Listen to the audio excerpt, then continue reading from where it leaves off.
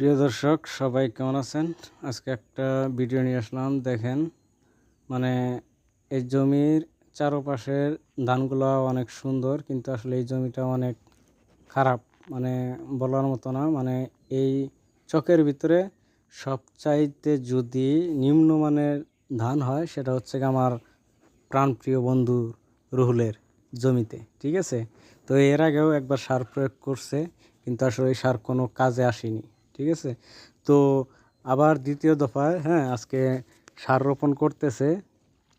তো দেখেন, আসলে উনি একজন কেমন মানুষ সবারই পরিচিত, সবাই জানেন।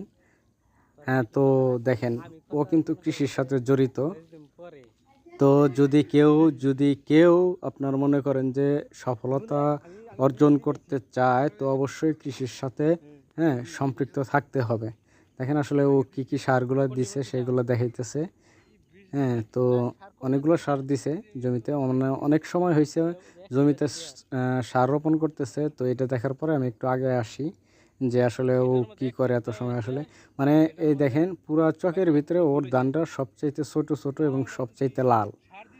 তো আসলে কি এটা কি ধানের মানে সমস্যা, না জমির সমস্যা, নাকি ওর সারের সমস্যা? মানে এর আগে একবার সার রোপণ করছিল, তো কোনো কাজ হয় নাই। তো সবাই একটু মতামত জানাবেন, ঠিক আছে? আর ওকে সবাই উৎসাহিত করবেন যাতে আরও আগাইতে পারে। ধন্যবাদ।